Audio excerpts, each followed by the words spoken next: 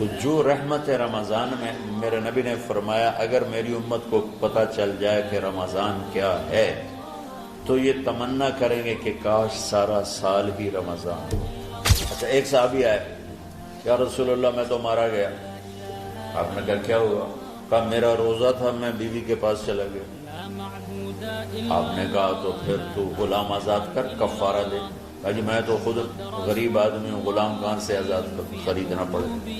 آپ نے فرمایا پھر آخری ہے کہ 60 روزے مسلسل رکھنے ہوتے ہیں جو کفارے کے ہوتے ہیں۔ وہ کہنے لگا ایک روزے چاہے کم کیتا ہے 60 روزے جو میں کی کرا۔ اب نے کہا ادھر آ، یہ کھجوریں لے جا اور 60 گھروں میں تقسیم کر دے۔ کہنے لگا یا رسول اللہ، اللہ کی قسم مدینے میں مجھ سے غریب کوئی نہیں، آپ ایسا کرو یہ میرا کفارہ مجھے ہی صدقہ کر دو۔ تو آپ اتنا ہنسے کہ یہ آخری دانت نظر آنے لگے۔ بہت کم ایسا ہوتا تھا۔ رمضان علم کا مہینہ ہے، سونے کا نہیں ہے، کھانے کا نہیں ہے، سموسے پکوڑے کا نہیں ہے، رمضان علم کا مہینہ۔ یہ رمضان کی سب سے بڑی تیاری، مشکل کام آپ یہ سیکھ لیں۔ صاف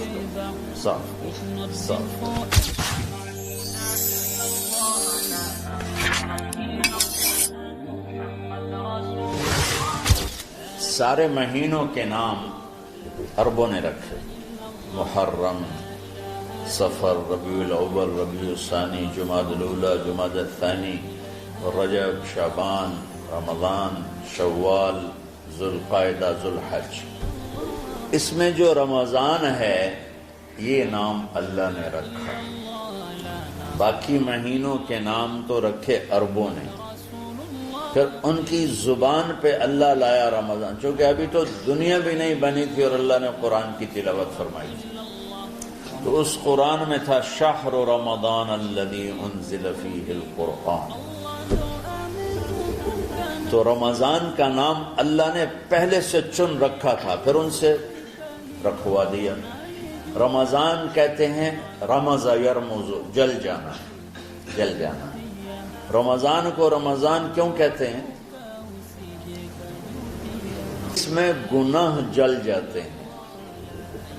مسلمان پہلا روزہ رکھتا ہے اور اس کے گناہ اللہ جلانا شروع کرتا ہے، اس کی بھوک پیاس کی آگ میں گناہوں کو ڈالتا ہے، جلاتا ہے۔ آخر 29 رمضان یا 30 رمضان آخری رات اللہ تعالیٰ اس کی پچھلے سال کے سارے گناہ معاف فرما دیتا ہے۔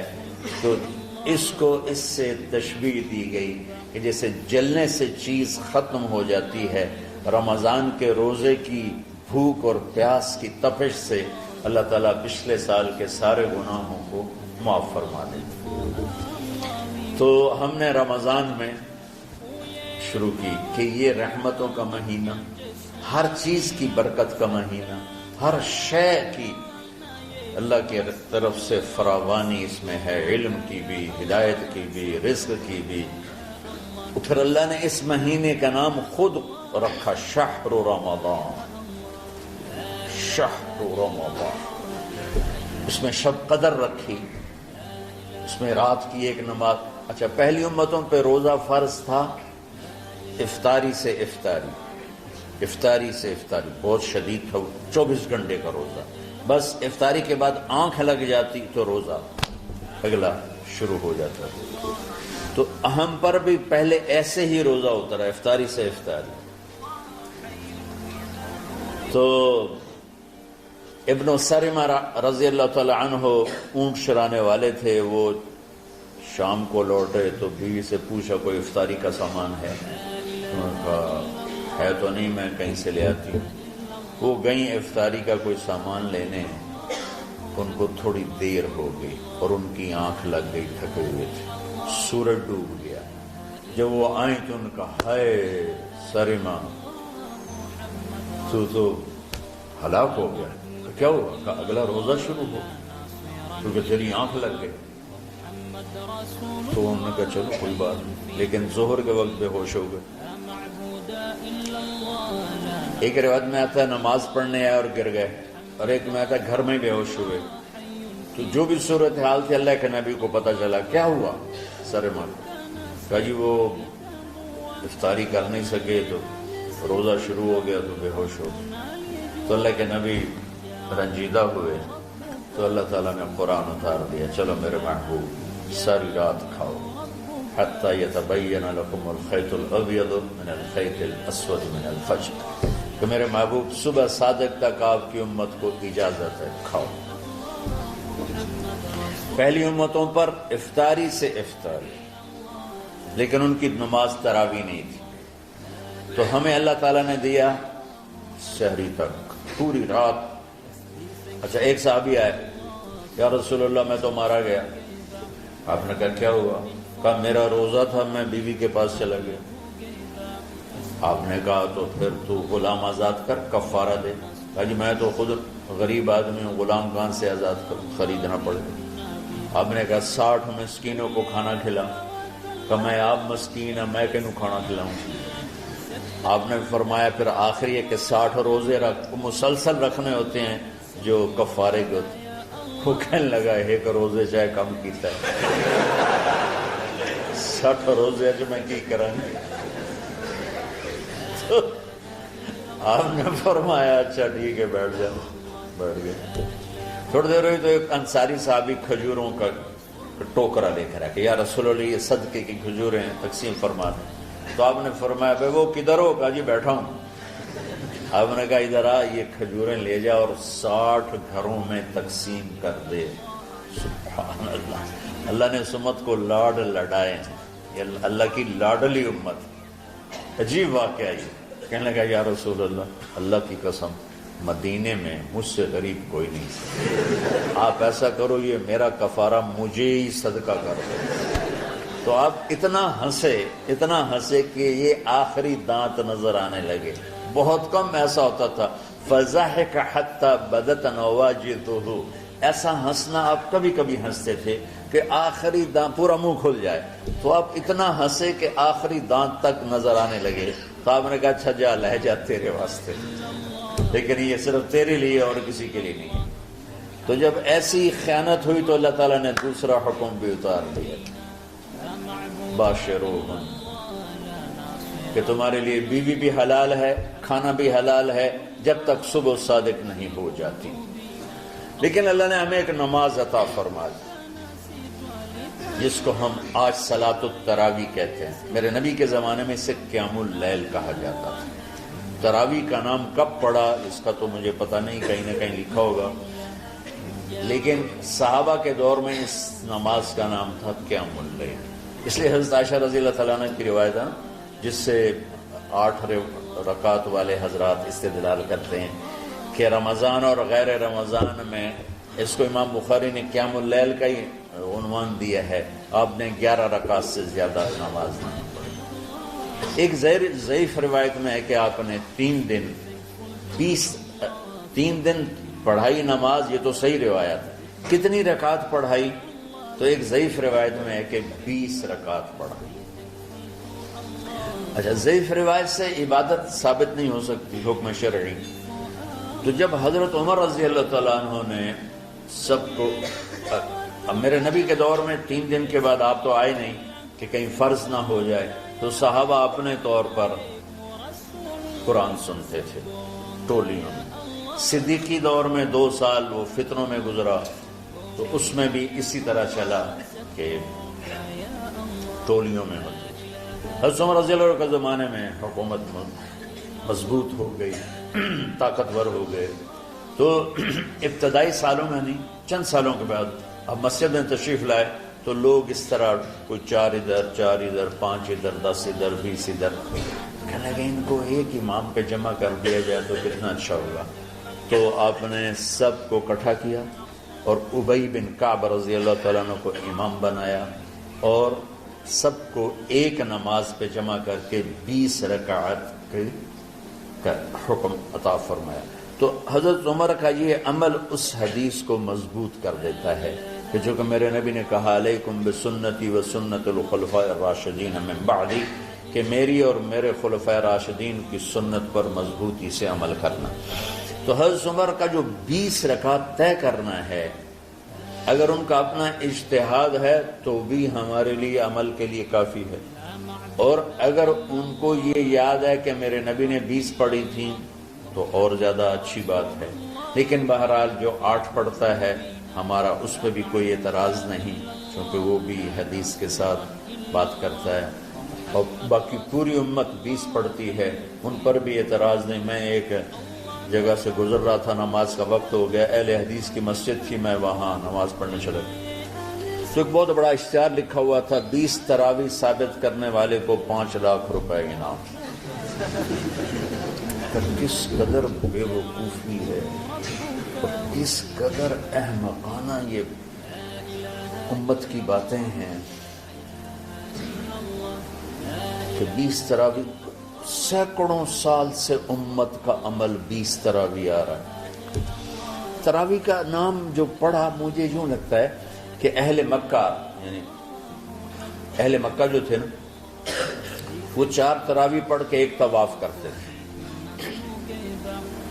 تو وہ آرام کے لیے ہوتا، ترویحہ آرام، تھوڑی دیر کا آرام، تو 4 تراویح کے بعد ایک طواف کرتے تھے، وہ چھوٹا سا طواف 10 منٹ میں ختم ہو جاتا تھا، اور پھر 4 تراویح پڑھتے تھے، پھر طواف کرتے تھے، پھر 4 پڑھتے تھے، پھر طواف کرتے تھے۔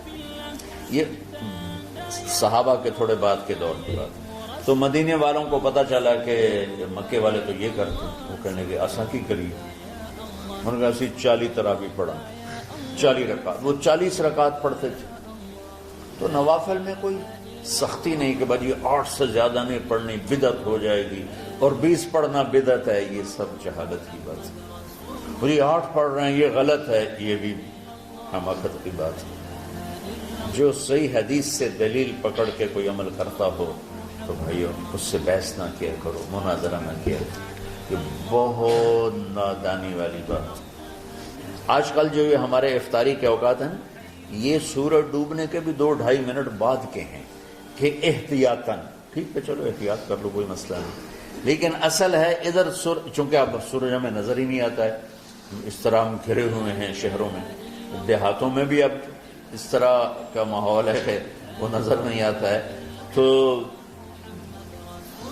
بہتر کہ ادھر سورج غائب ہو، ادھر لقمہ منہ میں جائے، لیکن یہ تب ہے جب آپ نظر آ رہا ہو۔ اب جب آپ یہاں بیٹھے ہو حسنین میں تو یہاں تو کوئی سورج نظر نہیں آئے گا، یہاں تو مینار ہی نظر آئے گا، تو لہٰذا احتیاط تھی۔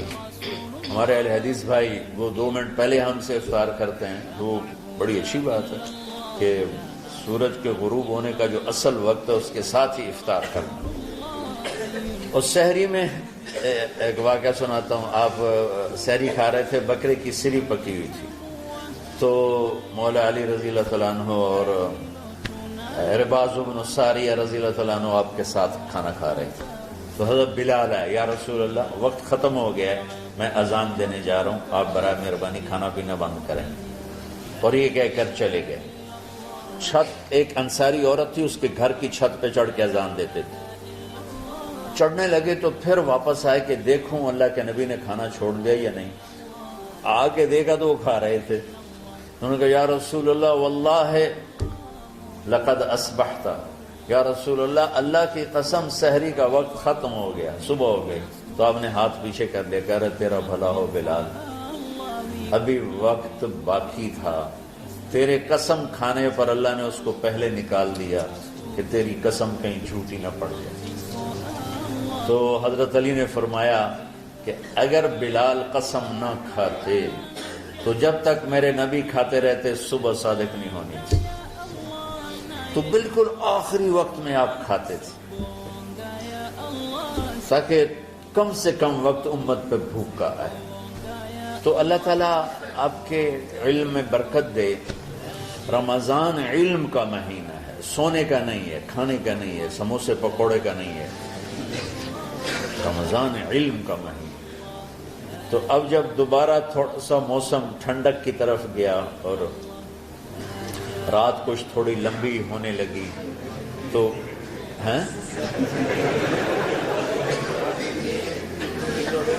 اس کے بارے میں سمجھ صاحب کا بتا رہے ہیں نہیں، مئی میں روزے آ رہے ہیں نا, گرمی تو ہے لیکن وہ جون والے روزے تو نہیں ہیں نا, جون کے روزے. آپ لوگ جوانوں, میں میرے جیسا کوئی آدمی کرے عذر بہانا تو ٹھیک ہے, اور پھر سحری کر کے اور فجر کی نماز کے بعد آرام ہوتا ہے, تھوڑی روٹین تبدیل ہوتی ہے, لیکن یہ دنیا مشقت کی اٹھانے کی جگہ ہے. بس رمضان کی سب سے بڑی تیاری کیا ہے کہ اپنے دلوں کو صاف کر لو پہلے سے. شعبان کی سب سے بڑی تیاری کیا ہے کہ اپنے دلوں کو صاف کر لو. جس دل میں نفرت ہو, بغض ہو, کسی کے لیے غصہ ہو, کسی کے لیے کیا کیا جذبے ہوں, دل صاف کرنا. شب قدر اس میں ہے, اللہ کا عرش پہلے آسمانوں پر ہے, سارا دن ساری رات اللہ کے اعلان ہو رہے ہیں, کوئی بخشش چاہنے والا, کوئی معافی چاہنے والا, کوئی رزق چاہنے والا, کوئی ہدایت چاہنے والا, کوئی شفا چاہنے والا, اور فرشتوں کے اعلان ہو رہے ہیں, بھلائی کرنے والے آگے بڑھ, برائی کرنے والے بس کر دے. تو جو رحمت رمضان میں, میرے نبی نے فرمایا اگر میری امت کو پتہ چل جائے کہ رمضان کیا ہے تو یہ تمنا کریں گے کہ کاش سارا سال ہی رمضان ہو. تو ہم نے نظام بنایا ہوا ہے, لوگ وہ کر رہے ہیں, وہ روزانہ جھاڑو دیتے ہیں. تمہارا دل ایک آنگن ہے, ایک صحن ہے, اس میں بغض, نفرت, حسد, پتہ نہیں کیا کیا گندگیاں آئیں گی اور آتی رہیں گی. بچوں ایک کام کرو, جھاڑو پکڑ لو, صاف. یا اللہ معاملہ تجھ سے کرنا ہے, لوگوں سے نہیں. کسی نے برا کہا, کسی نے غیبت کی, کسی نے گالی دی, کسی نے دھکا دیا, کسی نے حق مارا, کسی نے کچھ کیا. یا اللہ تیرے سبب میں نے اپنے دل کو سب سے صاف کیا, میں نے اپنے دل کو سب سے صاف کیا. یہ اتنی بڑی عبادت ہے کہ بڑے بڑے نفلوں والے, تہجد والے, حج عمرے روزے والے تمہیں نہیں پکڑ سکے, کیونکہ اس کا کرنے والا دنیا میں کوئی نہیں. نفل پڑھنے والے تو بے شمار ہیں, عمرے کرنے والے بے شمار ہیں, علماء بے شمار ہیں, حاجی بے شمار ہیں, سخاوت کرنے والے بے شمار ہیں, لیکن اس ٹکڑے کو صاف کرنے والا لاکھوں میں ایک بھی نہیں. مشکل کام, آپ یہ سیکھ لیں, صاف کرو, صاف کرو, صاف کرو. یہ رمضان کی سب سے بڑی تیاری. جس دل میں بغض بھرا ہو, نفرت بھری ہو, حسد بھرا ہو, کینہ بھرا ہو, اس میں خاک آئے, اس میں تو علم کی ایک کرن بھی نہیں آئے. زبان سے چاہے جتنے مرضی موتی بکھیرے, دل اس کا اندھا ہوگا. لا تعمل ابصار ولكن تعمل قلوب التي في الصدور. یہ آنکھوں سے اندھے نہیں, دل سے اندھے ہیں. تو ساری امت سے کہتا ہوں رمضان کا استقبال کرو, دلوں کو صاف کر کے, نفرتوں کو مٹا کے, مذہبی نفرت, دنیاوی نفرت, رشتوں کی نفرت, بول چال کی نفرت, سیاست کی نفرت, لین دین کی نفرت, ان سب سے اپنے دل کو صاف کرو تاکہ رمضان میں اللہ نے علم اتارا, اللہ تعالیٰ آپ کو علم عطا فرمائے. اور باقی لوگ جو عام دنیا میں زندگی گزار رہے ہیں ان کے دلوں میں اللہ رمضان کا نور اتارے اور اپنے اور ہدایت کا نور اتارے. یہ سب سے بڑی تیاری ہے اس کی. اور آپ میں جو حفاظ ہیں وہ ترتیب بناؤ, آپ کے اعزازہ بنائیں گے. آپ الگ الگ اپنا یہاں ٹولیوں میں بٹ کے, جیسے ماشاءاللہ پہلے ہوتا تھا, اپنا قرآن سناؤ. 10 دن میں سناؤ, ہفتہ میں سناؤ, 20 دن میں سناؤ, 3 دن میں سناؤ, تمہاری مرضی ہے. لیکن یہاں فضا بنے, چاروں طرف قرآن پڑھا جا رہا ہو, تو ایسے صرف دیکھ کر ہی ایمان تازہ ہو جاتا ہے. تو جو آپ میں حفاظ ہیں وہ غافل نہ ہونا کہ نو جی میرے تو اب یاد نہیں ہے. اب بھول گئے تو الگ بات ہے, کوئی کچا پکا ہے تو اس کے لیے تیاری کر کے سناؤ. کسی اچھے حافظ کو ساتھ لے کر کچھ اور سنائے, کوئی یہ سنائے, اس طرح کر کے. کوئی ضروری نہیں تراویح میں ختم ہو, نفلوں میں اس سے کر لو, لیکن حفاظ کوشش کرو کہ قرآن زبان سے ادا ہو جائے. رمضان میں جو قرآن سناتا رہتا ہے اسے ساری زندگی قرآن یاد رہتا ہے. اور کسی سے گلہ ہے, غصہ ہے, ناراضگی ہے, کسی سے بولتے نہیں ہو. ابھی سے شعبان آ چکا ہے, آپ شعبان سے رمضان کی تیاری شروع فرما دیتے تھے. تو اس کی تیاری کیا ہے؟ وہ دلوں کو صاف کرو، معاف کرو، معافی مانگو، تمہارا قصور نہیں پھر بھی معافی مانگ لو، دلوں کو صاف کرو اور اللہ سے سخاوت مانگو کہ اللہ کو سخی بھی پسند ہے اور صاف دل والا بھی پسند ہے۔